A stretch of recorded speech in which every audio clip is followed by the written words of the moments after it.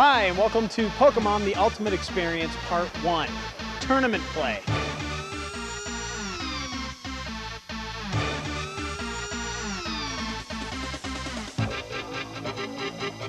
Today, we're going to go into Collector's Guide to the Galaxy and find out all the behind-the-scenes stuff of tournament play with Pokemon.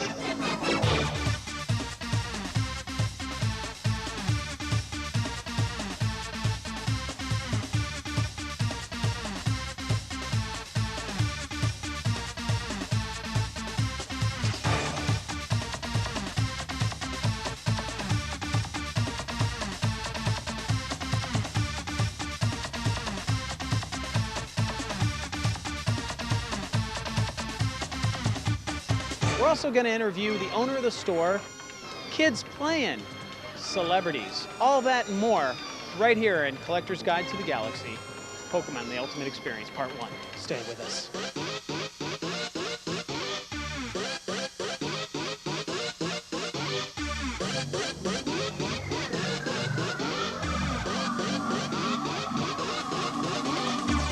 Pokemon was kind of like, they're just little Japanese characters that they went big in America, and they went big and they started making videos, trading cards like we're playing here today.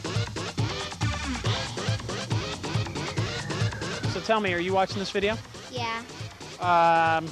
What are the main characters' names? Ash, Misty, Brock, Pikachu, Bulbasaur, Squirtle, Charmander, Team Rocket, Jessie, and James.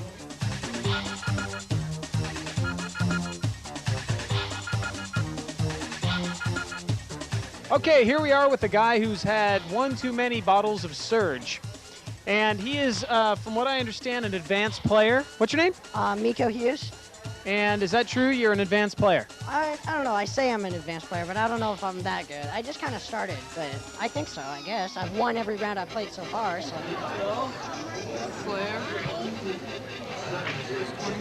Do you do anything else with Pokemon? I mean, besides the cards or the tournament play? I mean, do you watch the videos, got comics, stuff like that? I think I have most of the videos. I don't have some of the new ones. The 3 new ones I don't have.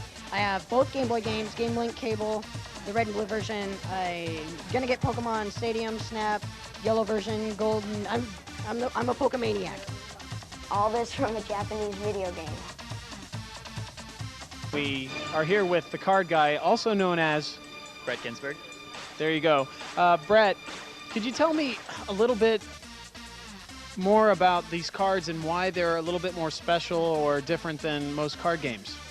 Well, the main thing with Pokemon, it's a lot easier, so it's a lot more friendly to different people as far as being able to be played. Like a lot of the young kids that are playing Pokemon can't get into the more complex games, the ones that just have so much more going on. With this, it's all it's right in front of you. Easy to play, easy to learn, and not too challenging to master. Also, with this one, the other difference for this is that it's not necessarily the players that are purchasing it. Like with most games like Magic or Star Wars, the same people that are coming in for it are also the same ones that are playing it. Here it's half parents, half the kids. So we get the parents in confused and needing explanations just as often as the kids, you know, going, ooh, my Pokemon, and needing the product for themselves.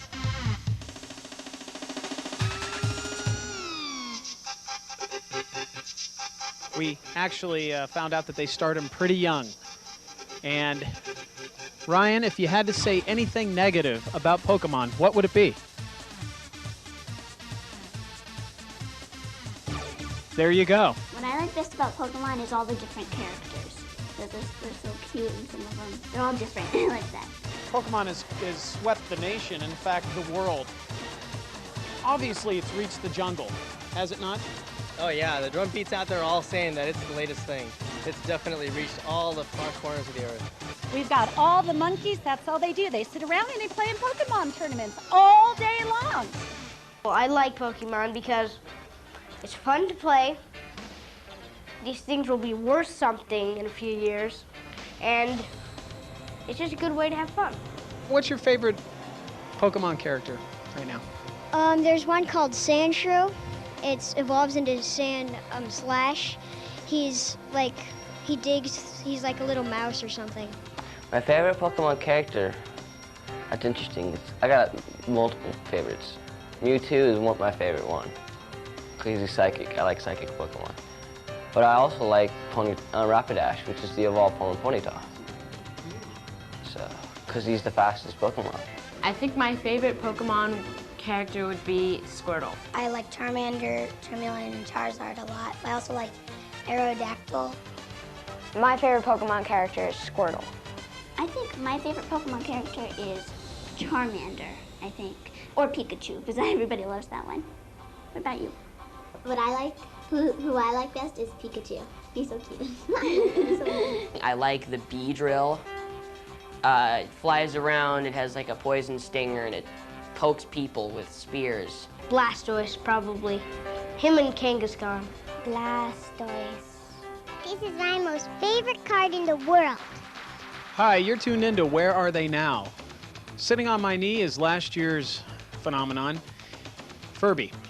Is there going to be a celebrity death match in the future?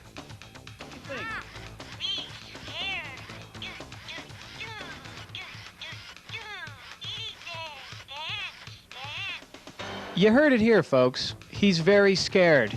Once again, very scared. I'm Jamie Jacobs reporting.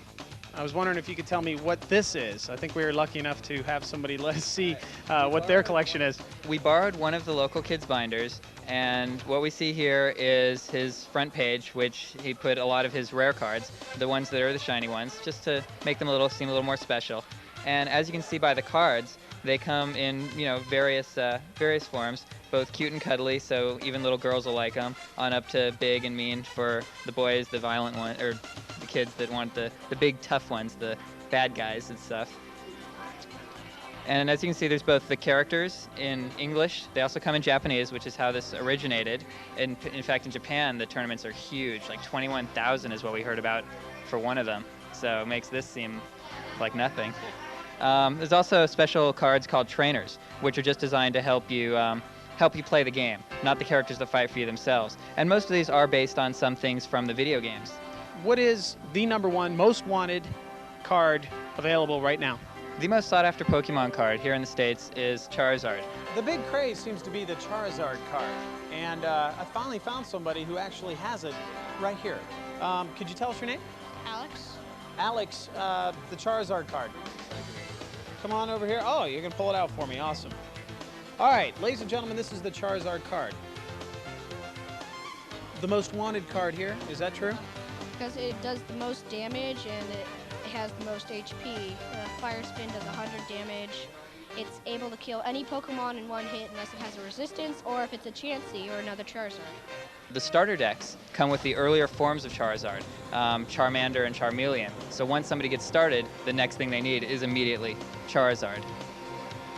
Okay, so there you go, the most wanted card. Now, I want you to do this as quickly as possible because I want it to come right off the top of your head. Name me the 5 top cards if you were given the choice that you would like to have in your possession. Go. Charizard, Venusaur, Blastoise, Raichu, and Mewtwo. Here we are in the thick of tournament play, and I'm just about to interview a couple of guys that are going head-to-head. So tell me, can you tell me how your strategies go in this game? What's your main goal in going against your opponent? Well, my main goal is sort of like to beat his Pokemon, and then I get to win, or like get rid of all his energies so his Pokemon don't have anything to do, so I could win. Here we are with Ernie and Andrew Hudson. They are in the middle of play, and they took time out to talk to us a little bit about the Pokemon situation here. Andrew, I gotta ask, how are we doing so far today? Okay. I lost my battle, but I hope to win my next battle. So, I mean, so do you have a little break now? Are you taking a little break and then you're gonna go back in? Yeah, I'm taking a little bit break, shuffling my cards, and I'll be going to battle just a few minutes from now. Does your dad know much about this? Well, sort of. When I play against myself, it's too easy, so I kind of force Dad to play with me sometimes. So chances are he kind of knows what's going on. Yeah, he sort of does. What is a theme deck? Well, it's kind of like a deck. You have to have 60 Pokemon cards to make a deck, and you kind of create your own, the battle. And usually, if you're creating a themed deck, it's supposed to do something like maybe you'll have like all Pokemon that can call for another Pokemon card. Right. See, but you get the packs that you buy. You can buy a deck, but they prearrange those. But when you create your own deck, it means you go into battle with your own set group of Pokemon to do what you want them to do when you need them to do it. So once you get into the game, you want to get the cards that's going to support you in what you want to do. The thing I love best about this is, especially with the younger kids, it gives us a way to connect. It gives me and Andrew a chance to hang out today, be a part of the tournament, and things we can do together. When we get so into the video games, it's between them and the TV. This is us. You know what I mean? And it's great. And I mean, the athletic stuff is fine, but this is strategizing, it's talking, it's just a nice way to bond and connect. Pokemon, way to be social, yet go into battle at the same time. We love it. Thanks a lot, guys. I want to thank you for your time. Andrew, Yes. good luck.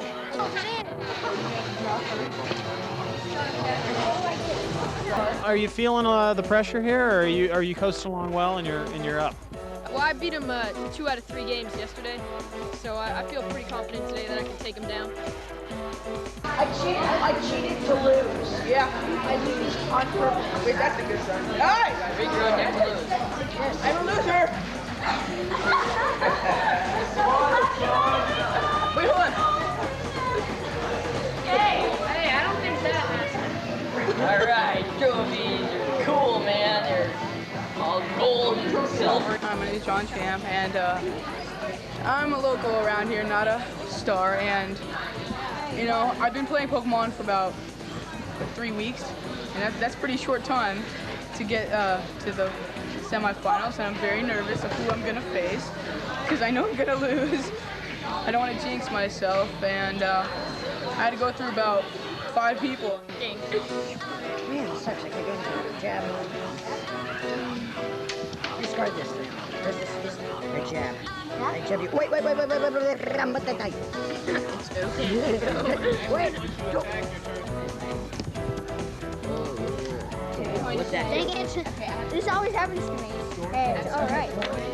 And if it's head, One table. Okay, my turn. What's your strategy? How do you give us some tips on how to do well?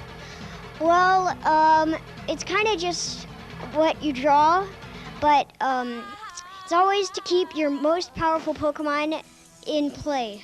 And whenever he's like about to get hurt, you bring him back so you can like heal him. Okay, so the key is to never let your Pokemon die, 100%. Yeah, because if you die, they take a prize card, and that's how you lose.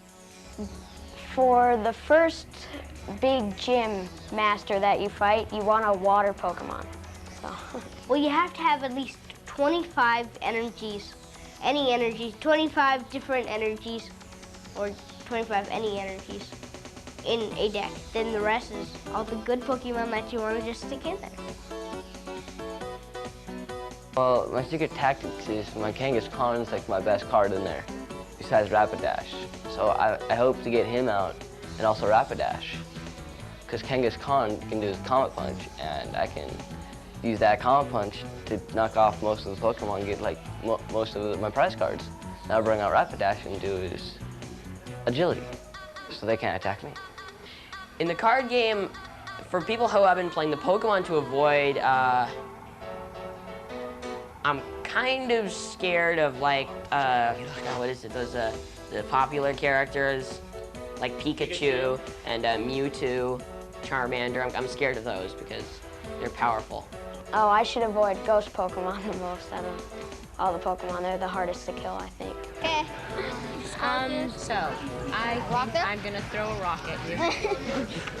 Okay. You think? Yes. Okay. I'm gonna put Haunter and Ghastly. Who do you put up? I'm going to add an energy. Yeah, you have to do that before you evolve, before you take your turn. Okay. And here and throw another rock. I don't know which one's 10 for you, so just why don't you just trade them in for 2 20s? Yeah, that's what I'm gonna do. Well, it's getting down to the wire. We are in the middle of our elimination round, and this is what it's all about. The first place Pokemon Master Collector's Guide to the Galaxy Trophy. Now, it's going to be one local versus one celebrity. I can't wait to see who wins. Okay. Wait a minute, why did you put this? Oh,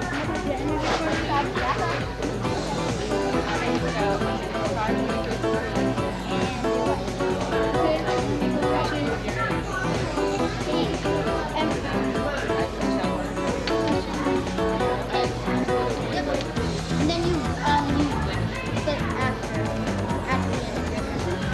Nope. He does it? He does it? At the end of your turn, begin your rock. Do anything, so I will double select.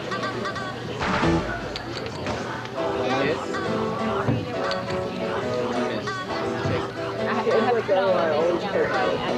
don't really have to put your basics down, but you have to put what you can do before you attack. You can't evolve them. You have to leave one. Yeah, can I put an energy down? You can put your one energy down. Okay, and then I'm gonna do karate chop. How do you deal with the psychological warfare in tournament play? I mean, do you psych out your opponents, or what? How does that work? It depends. You gotta get a feel for them. You gotta know if the way you can kind of tell by looking at them, talking to them. You can either say, "Oh man, I just started. I'm really bad," and then kick their butt, or you can, if they look like they're kind of new, psych them out, and then say, "Oh yeah, I've done this forever. I'm really good," and stuff like that. If you had to give any advice to a Pokemon inductee, if you will, what advice would you give? Learn the names first. Learn how to pronounce them, because some people, it gets really confusing when they call them weird names. Just get used to the basics of it. Just, learn that there's 150, just, the story and how it goes, because it can get really confusing if you have no idea what you're doing. Learn the story and pretty much the basics. That'd be the first thing you want to do. I'd say to them, the advice I'd give them is that try to learn as much as you can about it, because it's kind of complicated if you don't know, how to play, because it's not just like regular cards. So learn as much about it and just have fun playing it. Just start with like the beginner's deck, the pack, beginner's pack. Then just buy the themed decks and regular packs of 11 cards. Advice I would give would be to just hurry up, to get everything as quickly as possible, and then you can catch up with everyone else. If I was gonna advise somebody to get into the whole Pokemon craze, I would tell them to have fun. Don't get too into it, because then it's scary. Don't think about Pokemon all the time, but have fun with it, trade, just take it how it comes, just go with the flow. Okay, guys, this is for all the gold. This is for the big trophy.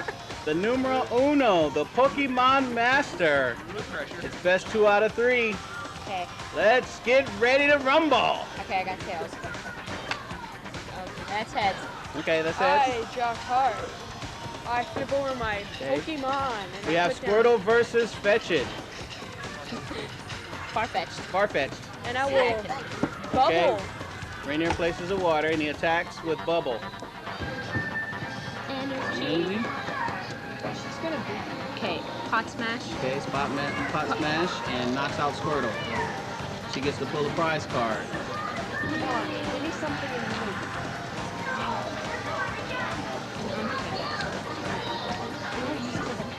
Okay, so he brings in Execute. Execute. Rainier looks like he's down to his last Pokemon, but he has to. You'll see stores. Yeah, he's gonna come and be like, bam, bam, bam. I'll metronome your Pot Smash, you die. Knocks the Pokemon out. Clefairy has the ability to copy another Pokemon's ability, which is for 30 for Pot Smash, and it knocks your Farfetch'd out. Okay, I get it. Okay, so he goes to the bench, he pulls a prize card, you need to pull in a Pokemon. Oh, yeah. Turtle. And then Water. then No! fight. Nice. And she knocks out what's called first win. Won already. Okay, so they're shuffling their cards. Shuffling, shuffling, shuffling, shuffle, shuffle. Loser gets to go first. Oh, really? Yes. Okay. So pick a basic Pokemon, put it down, face down.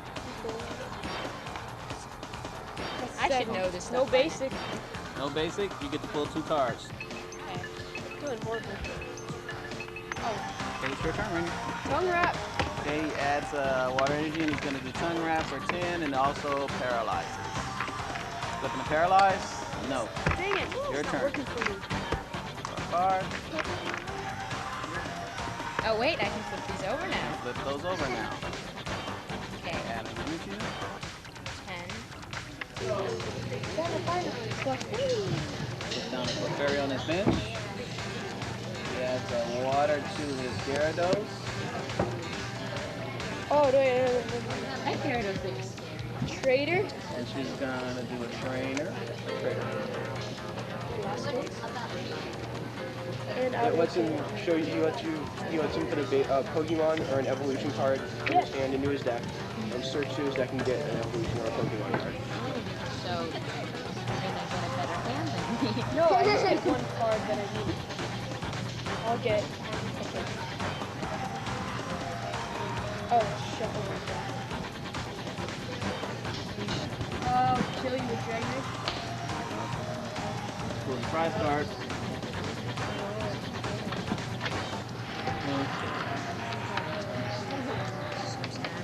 Okay,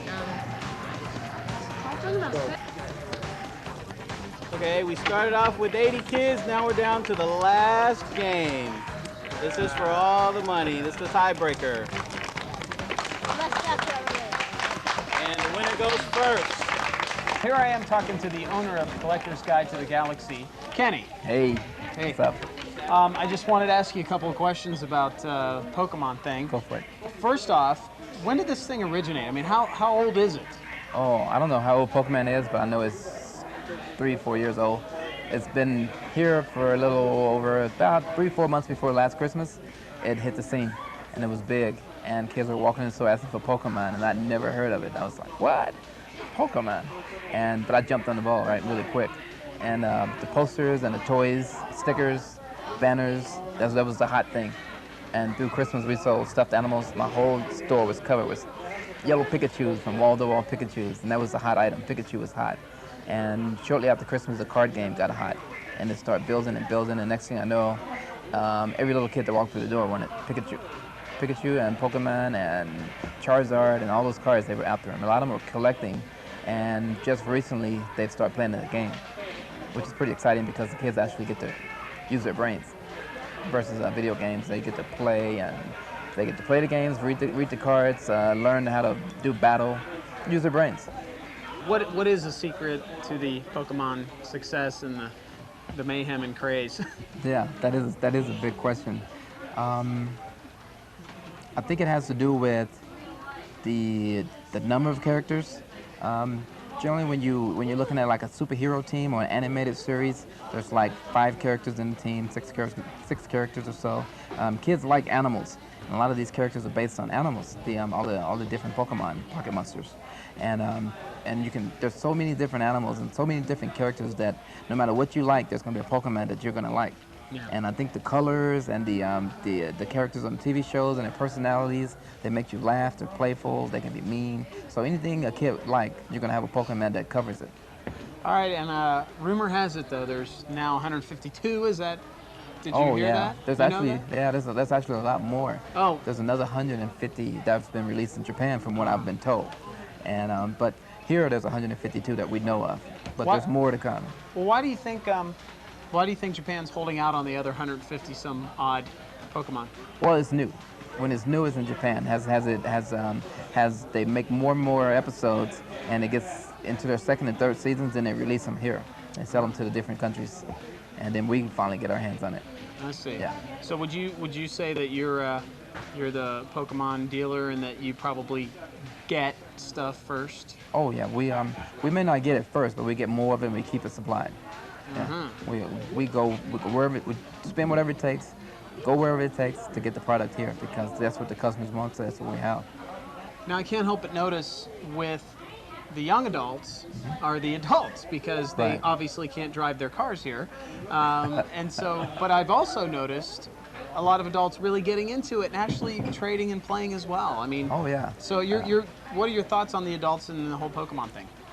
Yeah, well, we're getting ready to have a clinic here for parents. Pokemon for parents. I've been watching a lot of the moms and dads, and they're pretty enthusiastic about their kids playing with the cards and playing in the card games and buying the toys because generally a parent will give you your allowance and that's about it. That's all you have for the week. And I've seen parents give the kids whatever they needed to get their Pokemon. So the parents are behind the kids 100%. I think it's because it's a good, clean fun. And so they're pretty supportive of that. Okay, go. He's gonna beat you. If you can't do anything this turn, you lose. I could help her. Can I help her? No? You can't help her. What do you do? Pass? No. And that's game. Rainier gets his last card.